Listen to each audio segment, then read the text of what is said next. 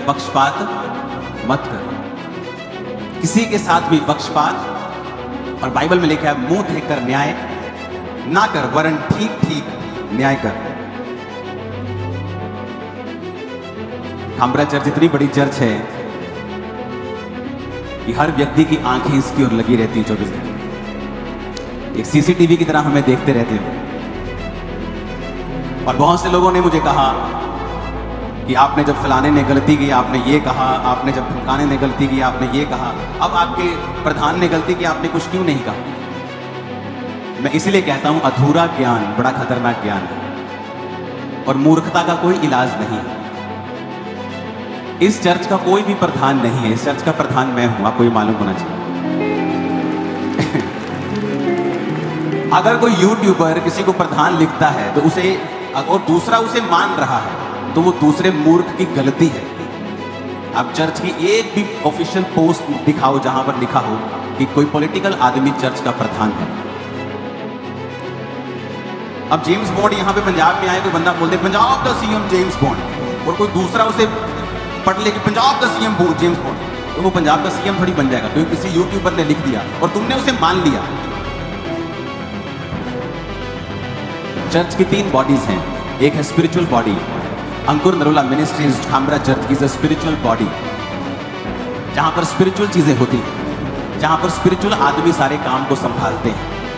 मैं प्रेरित के पोस्ट पे हूं, कोई पास्टर की पोस्ट पे है, कोई डीकन की पोस्ट पे है, कोई अपना अपना काम मैनेजमेंट के थ्रू कर रहा है, कोई किसी तरह से कर रहा है। दूसरा है चर्च का पार्ट, एक सोशल पार्ट, जिसमें हम सोशल काम करते हैं, कॉलेजेस ओपन करते हैं, फ्री शिक्षाएं देते हैं। वो एक अलग एनजीओ है, वो अंकुर नरोला मिनिस्ट्री उसमें नहीं करती, उसका अलग पार्ट है, क्योंकि लोगों को शायद मालूम नहीं है, क्योंकि लोगों को इतना पता नहीं है, नॉलेज नहीं है, ना उनको इतना ज्ञान है, ना ही प्रभु ने उन्हें इतना इस्तेमाल किया है कि उनको इन चीजों के बारे में नॉलेज हो। तो दूसरा हिस्सा है चर्च का, जहां स्पिरिचुअल सोसाइटी है, वो क्या करती है, वो चैरिटी करती है और सोशल वर्क करती है, घर बना के देती है, फ्री शिक्षा देती है, हेल्प करती है, राशन देती है। चर्च का तीसरा पार्ट है ग्लोबल क्रिश्चियन एक्शन कमेटी, वो उसका प्रधान है जिसकी आप बात कर रहे हैं।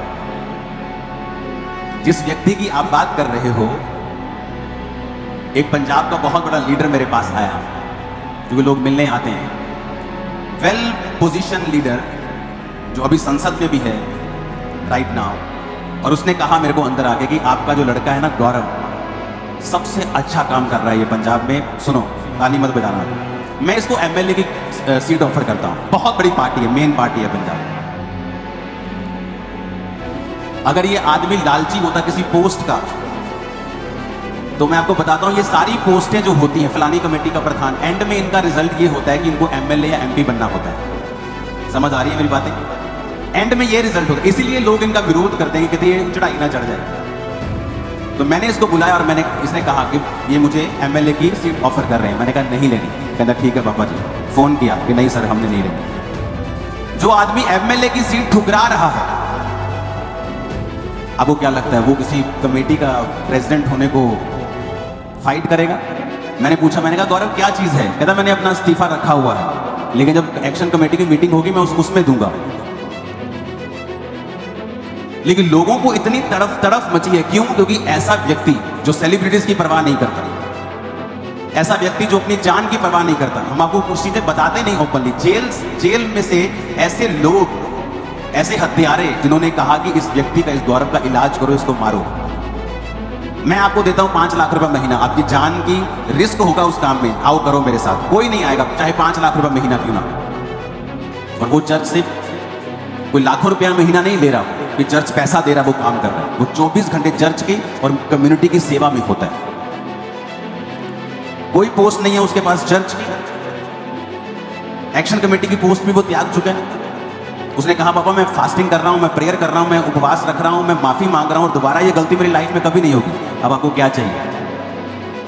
क्योंकि लोग आपसे जेलसी करते हैं, चर्च से जेलसी करते हैं, उनको मौका चाहिए कोई। मैं तो थैंक्स, मैं आज प्रभु को बोल रहा था, मैं कहा परमेश्वर तू चंगा रह गया प्रभु, तू आज दे युग च नहीं कदे आ गया। तेनू ट्रोल करे जाना ही लोगों ने, लै यहूदा इस्करियोती टिक गया, तेरे को टीचिंग नहीं दी गई, तू उन्हें समझा नहीं सकिया, तू उहदा दिल नहीं बदल सकिया, यहूदा इस्करियोती किद्दां टिक गया। इन्होंने शैमूल नूं फड़ लेना ही, लै शाऊल किद्दां टिक गया, तू नबी नहीं है, सही तू सही शिक्षा नहीं दी। मूर्खो, ਪਾਸਟਰ ਕਹਿ ਸਕਦਾ ਦਾਰੂ ਨਾ ਪੀਓ, ਤੁਹਾਡੇ ਘਰਾਂ 'ਚ ਵੜ ਕੇ ਉਹਨੇ ਤੁਹਾਡੀਆਂ ਬੋਤਲਾਂ ਥੋੜੀ ਫੜ ਲੈਣੀਆਂ ਹੁਣ। ਤੁਹਾਡੇ ਘਰਾਂ 'ਚ ਵੜ ਕੇ ਤੁਹਾਡੇ ਹੁਣ ਅੰਗ ਥੋੜੀ ਫੜ ਲੈਣੇ ਉਹਨੇ ਕਿ ਬੇਬੀਚਾਰ ਨਾ ਕਰੋ, ਵੀ ਇੱਧਰ ਆ ਜਾ, ਵੀ ਤੇਰੇ ਹੱਥ ਫੜ ਕੇ ਤੈਨੂੰ ਮੈਂ ਬਾਹਰ ਲੈ ਜਾਣਾ, ਤੈਨੂੰ ਤੇਰੇ ਪੈਰਾਂ ਨੂੰ ਬੰਨ੍ਹ ਦੇਣਾ, ਤੈਨੂੰ ਅੰਗ ਫੜ ਲੈਣੇ, ਤੈਨੂੰ ਜਾਣ ਹੀ ਨਹੀਂ ਦੇਣਾ। ਪਾਸਟਰ ਨੇ ਪ੍ਰੀਚ ਕਰਨਾ। ਜੇ ਕੋਈ ਗਲਤੀ ਕਰੇਗਾ, ਜੇ ਉਹਨੇ ਗਲਤੀ ਕੀਤੀ ਤੇ ਉਹਦੀ ਸਜ਼ਾ ਉਹਨੂੰ ਮਿਲੀ ਹੈ, ਉਹਦੀ ਬੇਇੱਜ਼ਤੀ ਹੋਈ ਹੈ, ਲੋਕਾਂ 'ਚ ਉਹਦੀ ਇਨਸਲਟ ਹੋਈ ਹੈ, ਉਹਨੂੰ ਕੋਈ ਖਤਮ ਨਹੀਂ ਕਰ ਸਕਦਾ। ਜੇ ਦਾਊਦ ਨੇ ਗਲਤੀ ਕੀਤੀ, ਉਹਦੀ ਇਨਸਲਟ ਹੋਈ, ਉਹਨੇ ਆਪਣੇ ਆਪ ਆਪਣਾ ਅਸਤੀਫਾ ਤਿਆਰ ਕੀਤਾ। ਖਾਮਰਾ ਚਰਚ ਵਿੱਚ ਉਹਦੀ ਕੋਈ ਪੋਜੀਸ਼ਨ ਨਹੀਂ ਹੈ, ਉਹ ਮੇਰਾ ਸਪਿਰਿਚੁਅਲ ਸਨ ਹੈ, ਮੈਂ ਉਹਨੂੰ ਸਪਿਰਿਚੁਅਲ ਸਨ ਦੇ ਤੌਰ ਤੇ ਦੇਖਦਾ, ਜਿਹਨੇ ਪੰਜਾਬ 'ਚ ਐਕਸਲੈਂਟ ਕੰਮ ਕੀਤਾ ਔਰ ਅੱਜ ਵੀ ਐਕਸਲੈਂਟ ਨੰਬਰ 1 ਤੇ ਕੰਮ ਕਰ ਰਿਹਾ। ਉਹਨੇ ਮਿਸਟੇਕ ਕੀਤੀ, ਹਾਂ ਕੀਤੀ, ਉਹਦੀ ਸਜ਼ਾ ਉਹਨੂੰ ਮਿਲੀ, ਹਾਂ ਮਿਲੀ, ਪ੍ਰਭੂ ਨੇ ਮੈਨੂੰ ਸਜ਼ਾ ਦਿੱਤੀ ਹੋਏਗੀ।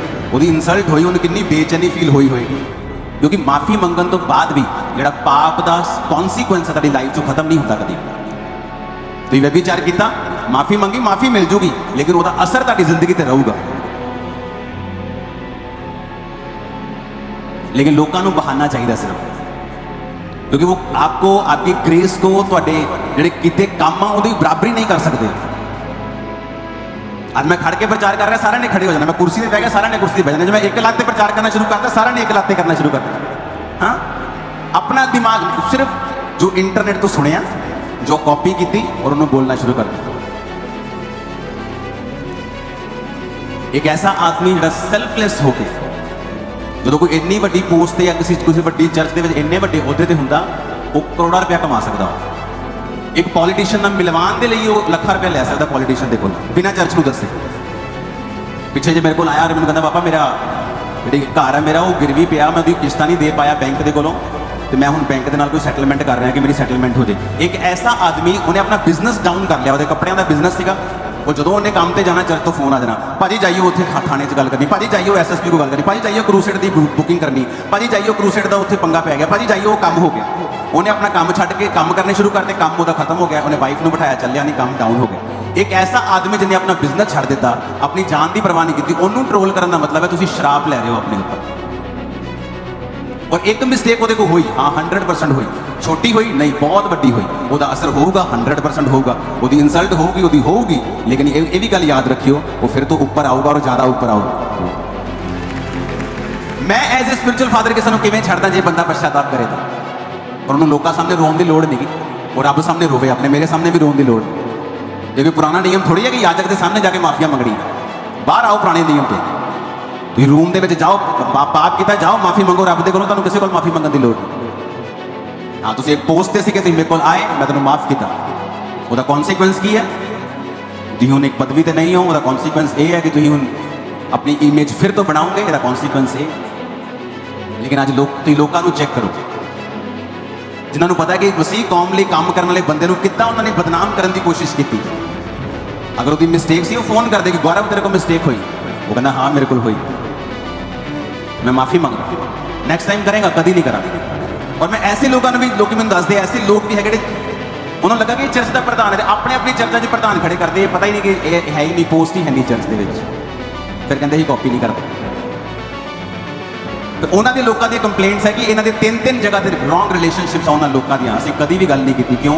मैं हमेशा पर्सनल अटैक करने से बिलीव नहीं करता कि अगर परमेश्वर ने तुहाडा कोई गलत ਚੱਕਰ ਚੱਲਦਾ ਪਿਆ, ਹਿਸਾਬ ਕਿਤਾਬ ਸੈੱਟ ਨਹੀਂ ਹੈਗਾ, ਤੇ ਰੱਬ ਤੁਹਾਨੂੰ ਸਜ਼ਾ ਦੇਊਗਾ। ਤੇ ਅਗਰ ਪਬਲਿਕਲੀ ਕੁਝ ਕਰੋਗੇ, ਮੈਂ ਪਬਲਿਕਲੀ ਕੁਝ ਕਹੂੰਗਾ। ਅਗਰ ਤੁਸੀਂ ਸੀਕ੍ਰੇਟਲੀ ਕੁਝ ਗਲਤ ਕਰ ਰਹੇ ਹੋ ਤਾਂ ਰੱਬ ਤੁਹਾਡਾ ਨਿਆਂ ਕਰੇਗਾ। ਪਰ ਅੱਜ ਲੋਕਾਂ ਨੂੰ ਬਹਾਨਾ ਚਾਹੀਦਾ। ਅਗਰ ਯਹੂਦਾ ਇਸਕਰੀਓਤੀ ਗਿਰਿਆ ਤਾਂ ਯਿਸੂ ਮਸੀਹ ਤੇ ਵੀ ਦੋਸ਼ ਲਾ ਸਕਦੇ, ਅਗਰ ਸ਼ਾਉਲ ਗਿਰਿਆ ਤਾਂ ਸ਼ੈਮੂਲ ਦੀ ਸਿੱਖਿਆ ਨੂੰ ਮਾੜਾ ਕਹਿ ਸਕਦੇ। ਇੰਨੇ ਵੇਲੜ ਲੋਕ ਹੈਗੇ ਆਪਣੇ ਕੋਲ ਇੰਟਰਨੈਟ ਤੇ। ਆਪਣੀਆਂ ਜਾ ਕੇ ਸੇਵਕਾਈਆਂ ਔਰ ਕੰਮ ਦੇਖੋ, ਆਪਣੀਆਂ ਜ਼ਿੰਦਗੀਆਂ ਉਹਨਾਂ ਦੀ ਜਾ ਕੇ ਦੇਖੋਗੇ ਨਾ, ਤੁਹਾਨੂੰ ਤਰਸ ਆਊਗਾ। ਤਰਸਯੋਗ ਜ਼ਿੰਦਗੀਆਂ ਨੇ ਉਹਨਾਂ ਦੀਆਂ ਜਿਹੜੀਆਂ ਵੀਡੀਓਜ਼ ਬਣਾ ਰਹੇ, ਤਰਸਯੋਗ ਉਹਨਾਂ ਦੀ ਲਾ ਕੇ ਲਾਈਵਸ ਦੇਖੋ, ਤੁਹਾਨੂੰ ਤਰਸ ਆਊਗਾ ਜਿੱਦਾਂ ਦੀ ਕੰਡੀਸ਼ਨ 'ਚ ਹੈਗੇ ਇਸ ਟਾਈਮ। ਪਰ ਮੈਂ ਕਦੀ ਕਿਸੇ ਤੇ ਅਟੈਕ ਨਹੀਂ ਕੀਤਾ, ਨਾ ਹੀ ਕਰਾਂਗਾ ਕਦੇ, ਕਿਉਂਕਿ ਆਪਾਂ ਨੂੰ ਪਤਾ ਆਪਾਂ ਕਿੰਨੇ ਕੰਮ ਕਰਨੇ, ਕਿਹੋ ਜਿਹੇ ਕੰਮ ਆਪਾਂ ਕਰ ਰਹੇ ਹਾਂ, ਕਿਹੜੀ ਪੋਸਟ ਤੇ ਆਪਾਂ ਹੈਗੇ ਹਾਂ, ਕਿੱਦਾਂ ਆਪਾਂ ਅੱਗੇ ਵਧਣਾ ਔਰ ਕਿੱਦਾਂ ਮਾਫੀ ਦੀ ਸਪਿਰਿਟ ਨੂੰ ਲੈ ਕੇ ਅੱਗੇ ਵਧਣਾ, शिक्षा की स्पिरिट में लैके अगे बढ़ना, डांटना भी है, उलाहना भी देनी है, समझाना भी है, तो माफ भी करना। हालेलुया। और जो ये गल्लां समझ आ जाएगियां अपने, जो पता लग जाएगा आपां नूं कि आपां एक ऐसी ग्रेस के नीचे हैं जिहदे किसी का पक्षपात नहीं, सिर्फ परमेश्वर ही इत्थे प्रधान है, उसका आत्मा इत्थे प्रधान और वही इत्थे काम कर रहा। ਅਸੀਂ ਹੱਸਣ ਦੇ ਸੀ ਉਲਟਾ ਹੈਗਾ ਲੋਕਾਂ ਨੂੰ ਪਤਾ ਹੀ ਕੱਖ ਨਹੀਂ ਗਿਆ ਸਪਿਰਿਚੁਅਲ ਚਰਚ ਦੇ ਵਿੱਚ ਕੋਈ ਪੋਲੀਟੀਕਲ ਪ੍ਰਧਾਨ ਨਹੀਂ ਹੁੰਦਾ ਕੋਈ ਸਪਿਰਿਚੁਅਲ ਪਲੇਸ ਹੈ ਇੱਥੇ ਪਾਸਟਰਸ ਇੱਥੇ ਅਪੋਸਟਲਸ ਇੱਥੇ ਇਵੈਂਜਲਿਸਟ ਨੇ ਇੱਥੇ ਲੋਕ ਸਪਿਰਿਚੁਅਲ ਚੀਜ਼ਾਂ ਨੇ ਲੀਗਲ ਚੀਜ਼ਾਂ ਦੂਸਰੀ ਕਮੇਟੀਆਂ ਕਰਦੀਆਂ ਨੇ ਔਰ ਉਹ ਕਮੇਟੀ 'ਚ ਮੈਂ ਮੈਂਬਰ ਨਹੀਂ ਹਾਂ ਮੈਂ ਉਹਨੂੰ ਕਿਵੇਂ ਹਟਾਉਣਾ ਜਿਹੜੀ ਕਮੇਟੀ ਦਾ ਮੈਂ ਮੈਂਬਰ ਨਹੀਂ ਐਕਸ਼ਨ ਕਮੇਟੀ ਇਕੱਠੀ ਹੋਊਗੀ ਉਹ ਆਪਣਾ ਅਸਤੀਫਾ ਲੈ ਕੇ ਕਰਦਾ ਬੈਠਾ ਉਹ ਦੇ ਦੇਗਾ ਐਕਸ਼ਨ ਕਮੇਟੀ ਦੇਖੇਗੀ ਕੀ ਕਰਨਾ ਮੈਂ ਉਹਦੇ 'ਚ ਕੋਈ ਮੈਂਬਰ ਵੀ ਨਹੀਂ ਹੈ ਕੋਈ ਪ੍ਰੈਜ਼ੀਡੈਂਟ ਵੀ ਨਹੀਂ ਹੈ ਕੋਈ ਸਕੱਤਰ ਵੀ ਨਹੀਂ ਉਹ ਮੈਂ ਖੜੀ ਕਰਕੇ ਦਿੱਤੀ ਹੈ ਕਿ ਤੁਸੀਂ ਆਪਣੀ ਚਲਾਓ ਔਰ ਜਿੱਥੇ ਪੰਜਾਬ 'ਚ ਲੋੜ ਪੈਂਦੀ ਹੈ ਜਾਓ ਪੰਜਾਬ 'ਚ ਸੈਂਕੜਾ ਪਾਸਟਰਸ ਜਿਹੜੇ ਖੜੇ ਹੋ ਜਾਣਗੇ ਕਹਿਣ ਲਈ ਕਿ ਐਕਸ਼ਨ ਕਮੇਟੀ ਨੇ ਸਾਡੀ ਹੈਲਪ ਕੀਤੀ ਔਰ ਵੀਡੀਓ ਬਣਾਉਣ ਵਾਲੇ ਜਿੰਨੇ ਵੀ ਉਹ ਦੱਸਣ ਕਿੰਨੇ ਪਾਸਟਰਸ ਦੀ ਹੈਲਪ ਕੀਤੀ ਉਹਨਾਂ ਨੇ ਅੱਜ ਤੱਕ 10% ਵੀ ਨਹੀਂ ਹੋਣਗੇ ਜਿੰਨੀ ਇਹਨਾਂ ਨੇ ਕੀਤੀ ਹਾਲੇਲੂਇਆ ਕਾਮਰਾ ਚਰਚ ਵਚਨ ਤੇ ਖੜੀ ਹੈ ਔਰ ਖੜੀ ਰਹੇਗੀ ਹਮੇਸ਼ਾ ਔਰ ਸਟਰੋਂਗ ਵਚਨ ਦੇ ਉੱਤੇ ਖੜੀ ਸਾਰੀ ਉਮਰ ਹੋਰ ਕੀਤਾ ਹੀ ਕੀ ਹੈ ਵਚਨ ਦੀ ਸਿੱਖਿਆ ਤੇ ਲਈ ਹੈ ਪਰਮੇਸ਼ਵਰ ਦੇ ਕੋਲ ਵਚਨ ਹੀ ਤਾਂ ਪੜਿਆ ਹੋਰ ਕੀਤਾ ਹੀ ਕੀ ਹੈ ਮੈਂ ਜਾਣਾ ਤੇ ਕਈ ਕੁਝ ਕਰ ਲੈਂਦਾ ਅਮਰੀਕਾ ਜਾ ਕੇ ਅੱਜ ਵੀ ਮੈਨੂੰ ਖੁੱਲੇ ਆਫਰ ਹੈ ਅਮਰੀਕਾ 'ਚ ਲੇਕਿਨ ਵਚਨ ਦੀ ਸਿੱਖਿਆ ਵਚਨ ਨੂੰ ਪੜ੍ਹਨਾ ਪ੍ਰਾਰਥਨਾ ਕਰਨਾ ਉਪਵਾਸ ਰਹਿਣਾ ਇਹ ਮੇਰੀ ਲਾਈਫ ਰਹੀ ਹੈ ਸ਼ੁਰੂ ਤੋਂ ਔਰ ਪਰਮੇਸ਼ਵਰ ਨੇ ਮੈਨੂੰ ਐਦਾਂ ਹੀ ਬਣਾਇਆ ਮੈਂ ਚੇਂਜ ਨਹੀਂ ਹੋ ਸਕਦਾ ਕੰਮ ਵਧੇ ਘਟੇ ਬਹੁਤ ਵੱਧ ਜੇ ਮੈਨੂੰ ਕੋਈ ਮਤਲਬ ਨਹੀਂ ਲੇਕਿਨ ਮੇਰੀ ਇਹੀ ਲਾਈਫ ਔਰ ਤੁਹਾਡੀ ਵੀ ਇਹੀ ਹੋਣੀ ਚਾਹੀਦੀ ਆਸ ਤੋਂ hallelujah hallelujah praise the Lord. जैसा आपने सुना पोस्टर से कि जो लोग गौरव प्रधान जी को ट्रोल कर रहे थे वो गलत कह रहे थे तो बस उनकी सच्चाई बताइए कि कैसे गौरव प्रधान जी अपने बिजनेस को छोड़ के अपनी लाइफ की बिना परवाह किए हुए भी क्रिश्चियनिटी खड़े होते हैं काम करते हैं और प्रभु का नाम ऊंचा करते हैं और प्रभु के दास ने बताया कि कैसे प्रभु उनको फिर से ऊंचा करेंगे वो जब पश्चाताप करेंगे जब वो इस चीज़ को छोड़ेंगे और फिर से प्रभु के साथ जुड़ेंगे तो वो फिर से ऊंचा होंगे। और प्रभु के दास ने बताया कि कैसे आने वाले समय में भी बड़े बड़े काम होने वाले हैं। मैंने विश्वास है कि आप समझे होंगे कि इस मामले की क्या परमेश्वर चाहता है अपने लोगों से और हमें कैसे रिएक्ट करना है इस चीज़ के ऊपर और हमें सबको माफ़ करना है हमें पश्चाताप करना है अपने पापों से और ऐसे ही सबको सपोर्ट करना है। मैं विश्वास है वीडियो अच्छी लगेगी और अगर आपको वीडियो अच्छी लगी वीडियो को लाइक करें शेयर करें और ऐसे भी देखने में सब्सक्राइब करें। सबको जय मसीह की गॉड ब्लेस यू। एक पास्टर का काम है कि अपने लोगों की अगुवाई करे वो गलती करते उलाहना दवे डांटे इलाज करे पश्चाताप वाल उन्होंने लैके जाए उन्होंने सुटे ना वचन च लिखा परमेश्वर जो पतरस ने गलती की तो फिर तो अंगीकार करवाया कि बोल हुन कि यीशु मसीह उद्धार करता है मुक्ति दाता है बोल कि सिर्फ परमेश्वर ही उद्धार करता है बोल कि तू सिर्फ परमेश्वर सामने ही झुकेंगे। हालेलुया। और बाइबल में लिखा है अगर कोई तुहाडे च गिरदा तो दूजा बंदा नम्रता के नाल संभाले कि आप भी परीक्षा च ना पै जाए इसलिए क्या अधूरा ज्ञान खतरनाक है। वचन दे विच लिखिया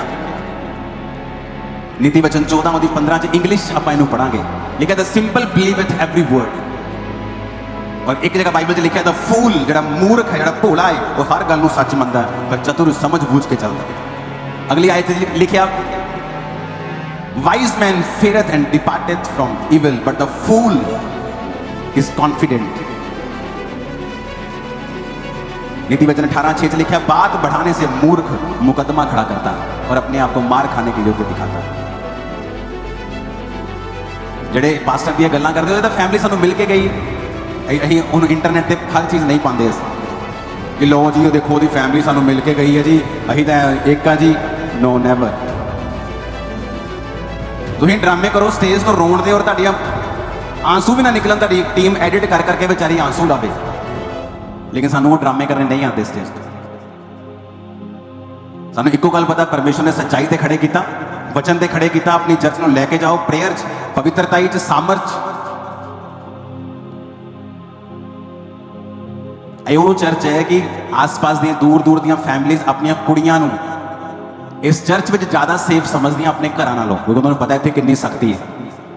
ये वो चर्च है जाओ दिखाओ तुम इदा दे है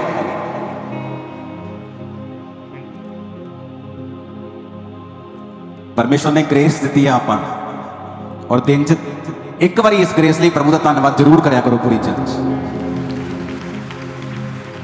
हालेलुया।